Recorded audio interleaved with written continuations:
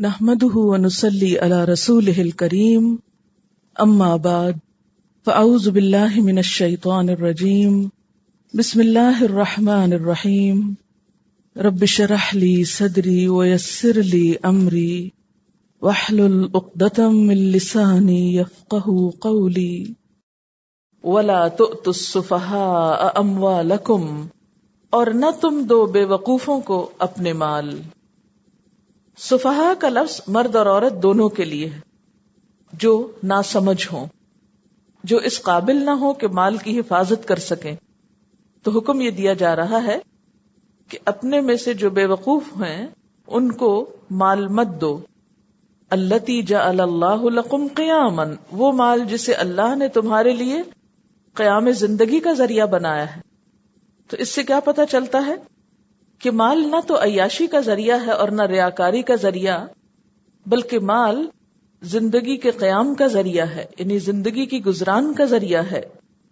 تو سفہاء سے مراد یہاں نابالغ بچے ہو سکتے ہیں، خادم ہو سکتے ہیں، کوئی بھی ایسا شخص کہ جو حساب کتاب کی سمجھ بوجھ نہ رکھتا ہو، جو پیسوں کو سنبھال نہ سکتا ہو، فرمایا کہ ان کو دے کر مال ضائع نہ کرو، اور اگر وہ اس مال کے مالک بھی ہوں تو کیا کرو؟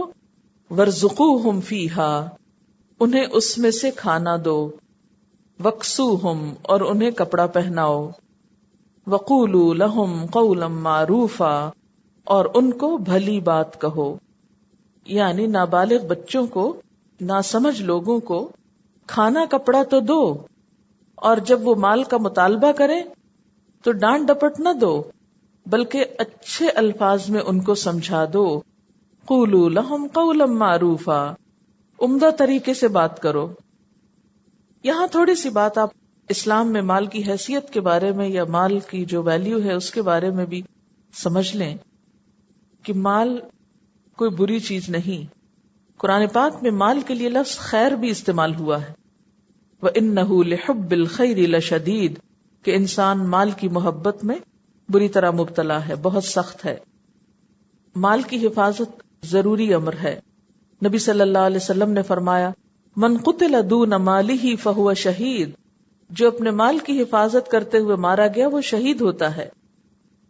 اسی طرح مشکات کی ایک روایت ہے، آپ نے فرمایا، نعم ما بالمال الصالح للرجل الصالح، ایک نیک شخص کے لیے ایک اچھا مال یعنی پاکیزہ مال یا عمدہ مال کتنا اچھا ہے، کیونکہ نیک شخص مال کو اچھے طریقے پر خرچ کرے گا، اچھی جگہوں پر خرچ کرے گا، اس سے خیر اور بھلائی پھوٹے گی، اس سے دوسروں کا بھلا ہوگا۔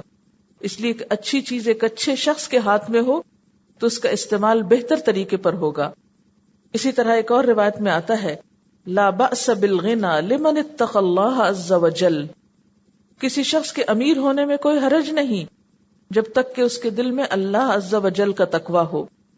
یعنی کسی شخص کا امیر ہونا کوئی بری بات نہیں ہے، کوئی عیب کی بات نہیں ہے، کوئی ناپسندیدہ چیز نہیں ہے۔ ہاں، شرط یہ ہے کہ ساتھ اللہ کا ڈر بھی ہو، کیونکہ جس دل میں خدا کا خوف ہوگا اس ہاتھ سے پھر مال اچھی جگہوں پر خیر اور بھلائی کے کاموں پر خرچ ہوگا۔ اس کے برعکس فقر کو، محتاجی کو ناپسندیدہ قرار دیا گیا۔ آپ صلی اللہ علیہ وسلم نے فرمایا، کاد الفقر ان یکون کفرا، قریب ہے کہ فقر کفر میں مبتلا کر دے۔ یعنی بعض اوقات انسان جب محتاج ہوتا ہے، ضرورت مند ہوتا ہے، تو وہ اپنی ضروریات پوری کرنے کے لیے اپنے دین تک کو بیچ ڈالتا ہے، انسان کو کفر تک پہنچا دیتا ہے۔ اسی لیے نبی صلی اللہ علیہ وسلم نے ایک دعا سکھائی، اللہم انی اعوذ بک من الکفر والفقر، کفر اور فقر دونوں کو ساتھ ساتھ رکھا کہ ان دونوں سے مجھے پناہ ملے۔ حضرت سفیان ثوری کہتے ہیں کہ ماضی میں مال اچھا نہ سمجھا جاتا تھا، لوگ مال کی بجائے اور چیزوں میں آگے بڑھتے تھے، خاص طور پر علم میں مقابلہ ہوتا تھا لوگوں کا، لیکن آج یہ مال مومن کی ڈھال ہے، یعنی مومن کو اپنی عزت بچانے کے لیے مالدار ہونا چاہیے۔ یعنی آج کا دور ایسا ہے کہ جس میں اگر مال نہ ہو تو بسا اوقات اچھا بھلا سمجھدار عقل مند انسان ذلیل و رسوا ہو کر رہ جاتا ہے۔ اور ہر دور میں انسانوں کی کمزوری رہی ہے مال۔ بہت سارے لوگ محض مال کی وجہ سے عزت کیے جاتے ہیں، خواہ ان کے پاس اور کوئی ہنر یا کوئی اور اچھی بات ہو یا نہ ہو. پنجابی میں ایک محاورہ ہے، جدے گھر دانے وہ کملے بھی سیانے. اس کا مطلب یہ ہے کہ جس کے گھر میں کھانے کو ہے وہ چاہے بے وقوف ہو پھر بھی وہ سب کو بہت سمجھدار نظر آتا ہے، لیکن اگر کسی کے گھر میں کھانے کو نہیں تو بڑے بڑے عقل مند لوگ لوگوں کو بے وقوف اور حقیر اور ذلیل نظر آتے ہیں. ان لوگوں کے پرکھ کا معیار مال ہو گیا ہے، حالانکہ مال نہیں. تو یہاں بنیادی طور پر مال کی حفاظت کی بات کی جا رہی ہے. اب آپ دیکھیے کہ کس کس کے حقوق کی بات ہو رہی ہے. پہلے یتیموں کی بات، پھر عورتوں کے حقوق کی بات، اس کے بعد مال کی حفاظت کی بات، اور خصوصاً ناسمجھ لوگوں کے حقوق کی بات. وابتلوا الیتامی، اور یتیم بچوں کو آزما لیا کرو، یتیموں کی آزمائش کر لیا کرو. حتی اذا بلغوا النکاح، یہاں تک کہ جب وہ نکاح کی عمر کو پہنچے، یعنی جوان ہو جائیں، بالغ ہو جائیں.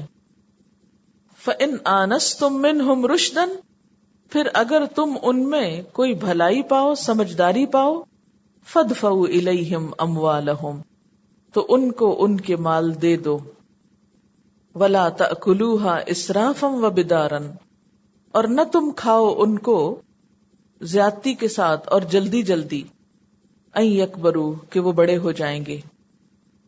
پیچھے کیا کہا گیا کہ بچے جب نہ سمجھ ہو تو مال نہ دو، لیکن جب وہ سمجھدار ہو جائیں تو ان کا مال ان کو واپس لوٹا دو. یہاں جو یہ بات کی گئی کہ یتیموں کو آزما لیا کرو، تو کیسے آزمائیں گے آپ؟ اس کا کیا طریقہ ہوگا؟ اس کا طریقہ یہ ہوگا کہ تھوڑا سا مال دے کر دیکھا جائے گا کہ یہ کیا کرتے ہیں مال کے ساتھ. آپ اپنے بچوں میں بھی دیکھ سکتے ہیں کہ کچھ بچے اگر آپ ان کو تھوڑے سے پیسے دیں تو بہت سوچ سمجھ کر خرچ کرتے ہیں، اس کو سنبھال کر رکھتے ہیں، اور اس کے برعکس دوسرے گم کر دیتے ہیں یا اس کو ضائع کر دیتے ہیں. یعنی تھوڑا دے کر پہلے تجربہ کرو کہ کیا کرتے ہیں. اس کے لیے کسی خاص عمر کی بات نہیں کی گئی، بلکہ آزمائش کی بات کی گئی کہ ٹیسٹ کر کے دیکھ لو کہ کیا کرتے ہیں. چھوٹی موٹی ذمہ داری ان کے سپرد کر کے دیکھو، ان کی صلاحیت کا امتحان لو کہ ان کے اندر معاملات کی سمجھ بوجھ پیدا ہو رہی ہے یا نہیں. اور اس طرح جب تم سمجھو کہ اب وہ بالغ ہو چکے ہیں، اذا بلغوا النکاح، شادی کی عمر کو پہنچ چکے ہیں، اور شادی کی عمر بھی یہاں سے پتہ چل رہی ہے کیا کہ وہ اپنی ذمہ داریاں اٹھانے کے قابل ہوں، ماں باپ پر بوجھ نہ ہوں. حتی اذا بلغوا النکاح، یہاں تک کہ جب وہ نکاح کی عمر کو پہنچ جائیں تو پھر ان کے مال ان کو دے دو. اس کا یہ مطلب نہیں کہ جب ان کا نکاح ہونے لگے تو ان کے مال ان کو دے دو. اس کا مطلب یہ کہ نکاح کی عمر کو پہنچ جائے. اب اگر نکاح کی عمر کو پہنچنے کے باوجود کسی کی شادی نہیں ہو رہی تو کیا اس کا مال بھی نہیں دیا جائے گا اس کو؟ یہ معنی نہیں ہے. فَإِنْ آنَسْتُم مِّنْهُمْ رُشْدًا، پھر اگر تم ان کے اندر سمجھداری پاؤ.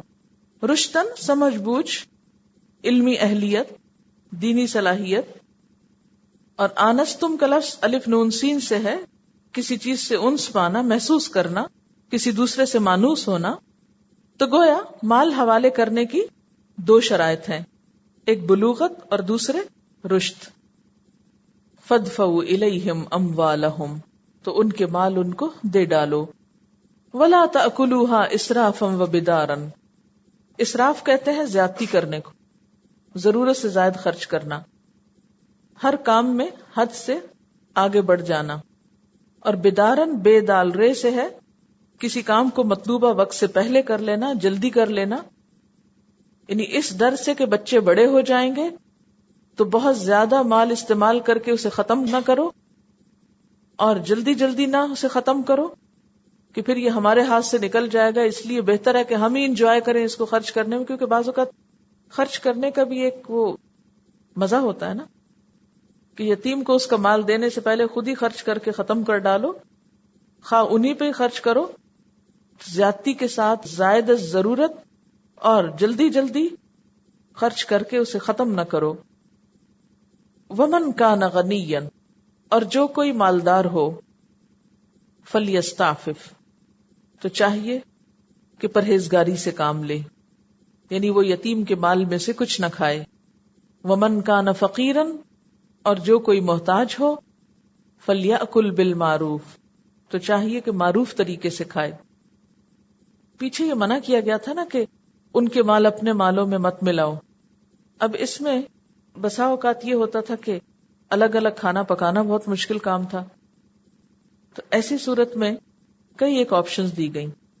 ان میں سے ایک یہ ہے کہ اگر تم یتیم کی پرورش کر رہے ہو اور اس پرورش کی وجہ سے تمہارے پاس اپنے کمانے کھانے کے لیے کچھ نہیں، تو ایسی صورت میں تم بطور اجرت اس کے مال میں سے کچھ لے سکتے ہو، لیکن وہ مال اتنا زیادہ نہ ہو کہ اس کا سارا مال ہی ختم کر دو اپنی ضروریات پر. ایسے میں جس شخص کے پاس اپنا ہو اسے چاہیے کہ وہ یتیم کے مال میں سے بطور اجرت کچھ نہ لے. اور اگر کوئی شخص بہت محتاج ہے فَلْيَأْكُلْ بِالْمَعْرُوفِ، تو بھلے طریقے سے کچھ کھا لے، یعنی اپنی ضروریات بھی اس میں سے تھوڑی بہت پوری کر لے. فَإِذَا دَفَعْتُمْ إِلَيْهِمْ أَمْوَالَهُمْ، پھر جب تم ان کو ان کے مال دے دو، فَأَشْهِدُوا عَلَيْهِمْ، تو ان پر گواہ بناؤ. یعنی مال سپرد کرتے وقت گواہ بنانا ضروری ہے تاکہ بعد میں کوئی مشکل پیدا نہ ہو. کیا مشکل ہو سکتی ہے؟ مثلا یتیم دعویٰ کر دے کہ میرا مال مجھے ملا ہی نہیں. وَكَفَى بِاللَّهِ حَسِيبًا، اور کافی ہے اللہ حساب لینے والا. آپ دیکھیں کہ یہ چوتھی سورت ہے قرآن پاک کی، اور بالکل ٹون چینج ہو گئی ہے نا. آپ نے فیل کیا کیوں؟ اس لیے کہ احکامات ہی تبدیل ہو گئے ہیں. سورۃ البقرہ میں کیا تھا؟ بنی اسرائیل کے اوپر تبصرہ تھا، امامت کی تبدیلی ہوئی، امت مسلمہ کو چند ایک احکامات دیے، لیکن اس کے بعد پھر آل عمران میں خاص طور پر لیڈرشپ کوالٹیز پیدا کرنے کی طرف توجہ دلائے گی کہ تمہیں ایز این امت ایک بہترین کردار ادا کرنا ہے، اور اس کے لیے بہترین احکامات کی پابندی کرنا ہے. جب تک ہمارا اپنا سوشل سسٹم جو ہے، ہمارا معاشرتی نظام درست نہیں ہوگا، ہم امت وسط بن ہی نہیں سکتے. اس لیے خاندانی اور معاشرے کے کمزور طبقات کے حقوق کی پاسداری کی جا رہی ہے. وراثت کا حکم. اس سے پہلے کہ میں یہ ساری باتیں آپ کے سامنے رکھوں، یہ سارا حکم، چند باتیں وراثت سے متعلق آپ سمجھ لیجئے اور ان کو پہلے اپنے ذہن میں اتار لیجئے تاکہ آئندہ کی آیات بہتر طور پر آپ کو سمجھ میں آ سکیں. یہ جو وراثت کا لفظ ہے اس کا روٹ میں آپ کو بتا دیتی ہوں. وراثت کا لفظ ارث سے ہے، الف رے سے. کسی شخص کی چیز کا دوسرے شخص کی طرف منتقل ہونا بغیر معاہدے کے یا ایسے امر کے جو قائم مقام ہو عقد کے. اسی اعتبار سے میت کے مال کو جو وارثوں کی طرف منتقل ہوتا ہے میراث اور ارث کہتے ہیں. اس کو ترکہ بھی کہا جاتا ہے. ترکہ کا لفظ ترکہ سے ہے جس کا معنی ہے چھوڑ جانا. مال متروکہ کا کیا معنی ہے؟ کہ ایک شخص جو خود مر گیا اور اپنے پیچھے مال چھوڑ گیا، چھوڑا ہوا مال. مال متروکہ کا معنی چھوڑا ہوا مال، یعنی مرنے کے بعد دنیا میں چھوڑا ہوا. وراثت کی تقسیم کے علم کو اسلام میں علم الفرائض اور علم المیراث کہا جاتا ہے. یعنی یہ علم جاننا بھی ضروری ہے اور فرض کی حد تک ضروری ہے. آپ صلی اللہ علیہ وسلم نے فرمایا علم الفرائض اور قرآن خود سیکھو اور اوروں کو سکھلاؤ، اس لیے کہ میں وفات پانے والا ہوں. یعنی اس علم کا درجہ کس کے برابر رکھا؟ قرآن کے سیکھنے اور سکھانے کے برابر. آپ صلی اللہ علیہ وسلم نے فرمایا علم 3 ہیں، ان کے سوا جو کچھ ہے وہ زائد ہے. نمبر 1 آیات محکمات کا علم، نمبر 2 سنت قائمہ، اور نمبر 3 انصاف کے ساتھ ورثے کی تقسیم. اس سے یہ بھی اندازہ ہوتا ہے کہ اسلام میں محض اخلاقیات پر ہی زور نہیں. صرف یہ نہیں کہا نماز پڑھو، اچھی طرح بات کرو، بلکہ اس کے ساتھ ساتھ حقوق کی ادائیگی پر بھی بہت زور دیا گیا. تو گویا علم المیراث یا علم الفرائض کا سیکھنا فرض کفایہ ہے. اگر مسلمانوں کے کسی گروہ میں چند لوگ اس علم کی تفصیلات سیکھ لیتے ہیں تو باقی بھی گناہگار نہیں ہوں گے، باقیوں کی ذمہ داری بھی پوری ہو جائے گی. اور اگر کوئی نہیں سیکھتا تو سب اجتماعی طور پر گناہگار ہوں گے. اس لیے کچھ لوگوں کو اس کا ماہر بہرحال ہونا چاہیے. تیسری بات یہ کہ میراث میں صرف مردوں کا حصہ نہیں ہوتا، خواتین بھی اس کی حقدار ہوتی ہیں. چوتھی بات یہ کہ کتاب و سنت میں جن وارثوں کے حصے مقرر کر دیے گئے ہیں ان کو ذوی الفروض کہتے ہیں. ذوی الفروض کی ادائیگی کے بعد جو حصے بچ جاتے ہیں وہ اسبہ کو ملتے ہیں. عین صاد بے ہے. اسبہ میت کے قریب ترین رشتہ دار مرد کو کہتے ہیں، جیسے چچا کے بیٹے وغیرہ. تقسیم کے وقت سب سے پہلے اسبہ اولاد سے دیکھا جائے گا، پھر اوپر کی طرف سے، پھر چچاؤں میں سے، پھر ان کے بیٹوں میں سے. وراثت زندگی میں تقسیم نہیں ہوتی، وراثت مرنے کے بعد تقسیم ہوتی ہے، اس لیے اس کو ترکہ بھی کہتے ہیں نا. ترکہ کا مطلب چھوڑی ہوئی چیز. پھر یہ کہ جس کی وراثت تقسیم ہو رہی ہو اس کی موت کے وقت تمام ورثاء کا زندہ ہونا ضروری ہے. مرے ہوئے شخص کو وراثت میں سے حصہ نہیں دیا جاتا، یا پھر اس کی اولاد کو. وارث کا اگر میت کے فوراً بعد یا کچھ عرصے بعد انتقال ہو جائے تو بھی وہ وراثت کا حقدار ہوگا. ٹھیک ہے نا. مثلا باپ سویرے فوت ہوا اور بیٹا شام کو ہو گیا. بعض اوقات ایسے ہوتا ہے نا، آپ کو معلوم ہے بعض اوقات ایکسیڈنٹس ہوتے ہیں تو یہاں تک دیکھا جاتا ہے کہ پہلے کون گیا اور بعد میں کون گیا، کیونکہ اگر وہ باپ بیٹا ہو مثلا تو ایک دوسرے کا پھر حصہ دار ان کو بننا ہے ان کے مال میں سے. کیونکہ اگر ایک شخص کی وفات کے بعد دوسرا فوت ہوتا ہے تو بعد میں فوت ہونے والا پہلے کا وارث بن جاتا ہے، اور پھر اگرچہ وہ بھی فوت ہو جائے لیکن اس کے حصے کا مال پھر اس کے آگے اولاد وغیرہ میں تقسیم ہو جائے گا. میراث ہر حال میں تقسیم ہونی چاہیے، خواہ کم ہو یا زیادہ ہو. وراثت کا قانون ہر قسم کے اموال پہ لاگو ہوگا، خواہ موویبل پراپرٹی ہو یا اموویبل، منقولہ جائیداد ہو یا غیر منقولہ جائیداد. پھر اسی طرح تمام جائیداد، سارا مال، ساز و سامان، سب کچھ تقسیم ہوگا، کچھ بھی باقی نہ رکھا جائے گا. چمچ پلیٹیں تک تقسیم ہوں گی.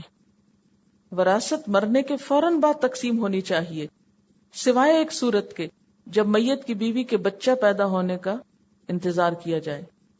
یعنی اگر ایک بچہ جو ابھی پیدا نہیں ہوا تو ابھی ڈٹرمن نہیں کیا جا سکتا نا لڑکی ہے یا لڑکا، پھر اس سے حصوں میں تبدیلی ہو جائے گی، اس لیے اس میں انتظار ہو سکتا ہے. ایک وارث دوسرے وارث سے اس کا حصہ خرید سکتا ہے. جو شخص وراثت کی تقسیم اللہ کے مقرر کیے ہوئے حصوں کے مطابق نہیں کرے گا وہ جہنم کی آگ میں ہمیشہ رہے گا اور اسے رسوا کرنے والا عذاب ہوگا. پھر وراثت کی تقسیم کا ایک اہم اصول یہ ہے کہ مال تمام حقداروں کو ملے تاکہ مال گردش کرے اور کسی ضرورت مند کی ضرورت کے مد نظر صرف ایک فرد کے پاس نہ رہے. بعضوں کا تقسیم اس لیے نہیں کرتے کہ مکان کرائے پر ہے، ابھی بچے پڑھ رہے ہیں، اس میں سے فلاں کو ملے، بیوہ کے پاس سر چھپانے کا ٹھکانہ نہیں اس لیے وہ اسی مکان میں رہتی رہے. تو یہ نہیں ہونا چاہیے. لے پالک بچوں یعنی اڈاپٹڈ چائلڈ کا وراثت میں کوئی حصہ نہیں ہوتا. ہاں وصیت کی جا سکتی ہے اس کے لیے، وہ وارث نہیں بن سکتا، یا زندگی میں آپ اس کو ہبہ کر دیں کچھ. للرجال نصیب مما ترک الوالدان والاقربون وللنساء نصیب مما ترک الوالدان والاقربون مما قل منه او کثر نصیبا مفروضا. مردوں کے لیے اس مال میں حصہ ہے جو ماں باپ اور رشتہ داروں نے چھوڑا، اور عورتوں کے لیے بھی اس مال میں حصہ ہے جو ماں باپ اور رشتہ داروں نے چھوڑا، خواہ تھوڑا ہو یا بہت. اور یہ حصہ اللہ کی طرف سے مقرر ہے، نصیبا مفروضا. یہ حصہ انسانوں کا مقرر کردہ نہیں، اللہ کا مقرر کردہ ہے. اور اس کے لیے بھی لفظ مفروضہ آیا ہے، فرض کیا گیا، یعنی اس حصے کی ادائیگی فرائض میں سے ہے، تمہاری اپنی مرضی کی بات نہیں، یہ اللہ کا حکم ہے. یہاں پر انسانوں کے حقوق میں سے ایک بہت اہم حق کی طرف توجہ دلائی جا رہی ہے. جہاں تک اللہ تعالی سے محبت کرنے کا تعلق ہے،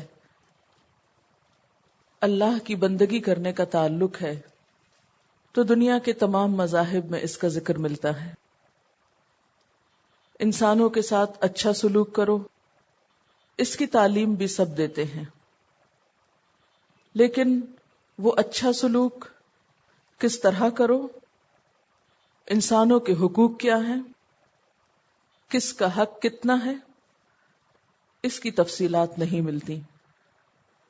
لیکن اسلام اس لحاظ سے دیگر مذاہب اور ادیان سے ممتاز ہے کہ اس میں حقوق العباد کی ادائیگی، اور اس میں خاص طور پر مال متروک یعنی وراثت کے حق کی ادائیگی، اس کی تاکید اللہ تعالیٰ نے خود فرمائی. اس معاملے میں نہ تو حضور صلی اللہ علیہ وسلم کو اختیار دیا گیا اور نہ ہی امت کے کسی اور فرد کو، بلکہ یہ میزان اللہ تعالیٰ نے اپنے ہاتھ میں رکھی اور ہر ایک کے حصے خود مقرر کر دیے. اور پھر نہ صرف یہ کہ حصے مقرر کیے بلکہ ان کی ادائیگی پر بھی زور دیا، اور یہ کہہ کر کہ نصیبا مفروضا، یہ ایک حصہ ہے جو فرض کیا گیا ہے، طے شدہ ہے. اس معاملے میں یہ یاد رکھیے کہ اگر کوئی شخص دنیا میں کسی انسان کے حق کی ادائیگی میں کوتاہی کرتا ہے، غفلت برتتا ہے، یا اس کو ادا نہیں کرتا، یا اللہ تعالی کی اس تقسیم کو درست نہیں سمجھتا، یا اس تقسیم کے مطابق فیصلہ نہیں کرتا، یا اس فیصلے پر راضی نہیں ہوتا، تو اس کی جواب دہی اسے قیامت کے دن کرنا ہوگی. اور وہاں پر ادائیگی کس چیز سے ہوگی؟ انسان کے اعمال سے. اسی لیے ہم دیکھتے ہیں کہ نبی صلی اللہ علیہ وسلم نے فرمایا، صحیح مسلم کی روایت ہے، لَتُؤَدُّنَّ الْحُقُوقَ إِلَىٰ أَهْلِهَا يَوْمَ الْقِيَامَةِ حَتَّى يُقَادَ لِلشَّاةِ الْجَلْجَاءِ مِنَ الشَّاةِ الْقَرْنَاءِ. قیامت کے دن حقداروں کے حقوق ضرور ادا کیے جائیں گے، یہاں تک کہ بے سینگ دار بکری کا سینگ دار بکری سے قصاص لیا جائے گا. یعنی نہ صرف یہ کہ انسانوں کے حقوق بلکہ جانوروں کے حقوق کی ادائیگی بھی ہوگی. اور اس معاملے میں جب تک حقدار اپنا حق معاف نہ کرے، کسی دوسرے کو حق معاف کرنے کا اختیار نہ ہوگا. یہ قرآن پاک کا مشکل ترین ٹاپک ہے، اور ان کاموں میں سے جس کی ادائیگی سے ہمارا معاشرہ غافل ہے. اکثر گھروں میں رشتہ داروں میں قطع تعلق کی ماں اور بیٹے، بہن بھائیوں کے درمیان ہمیشہ کے لیے رشتہ داریوں کا کٹ جانا ان حقوق کی ادائیگی نہ کرنے کی وجہ سے. آپ دیکھیں کہ بہت سے لوگ ایسے ہیں کہ آپس میں ان کی بول چال بند ہے، اس لیے کہ ورثے کی تقسیم نہیں ہوئی، یا ہوئی تو غلط ہوئی، حقدار کو حق نہیں ملا. ایک شخص اگر ساری زندگی عبادت کرتا رہے، ہر روز روزہ رکھے اور ہر روز رات کو نمازیں پڑھے، اور اگر مرتے وقت وصیت غلط کر جائے یا میراث میں غلط بات کر جائے تو اس کے لیے جہنم ہے، وہ جنت سے محروم ہو جائے گا، باوجود اس کے کہ وہ بہت عبادت گزار تھا. تو یہ کوئی معمولی ٹاپک نہیں ہے. بڑے بڑے نیک لوگوں اور متقی اور پرہیزگار لوگوں کی ساری پرہیزگاری خاک میں مل جائے گی اگر انہوں نے ان فرائض کو ادا نہ کیا.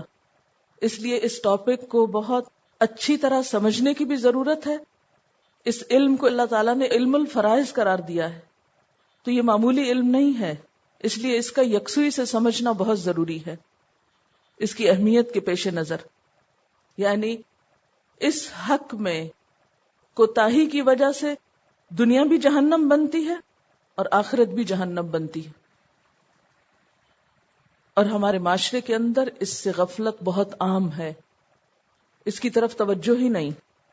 ایک فوت ہو جاتا ہے، مال چھوڑ جاتا ہے، تقسیم نہیں ہوتا، وارثوں میں سے کوئی اور فوت ہو جاتا ہے، پھر تقسیم نہیں ہوتا، اس کے وارثوں میں پھر کوئی اور فوت ہو جاتا ہے، تقسیم نہیں ہوتا، اور معاملات الجھتے جاتے ہیں حتیٰ کہ آپس کے جھگڑے فساد کے ساتھ دنیا سے رخصت ہو جاتے ہیں اور اپنی آخرت بھی بگاڑتے ہیں.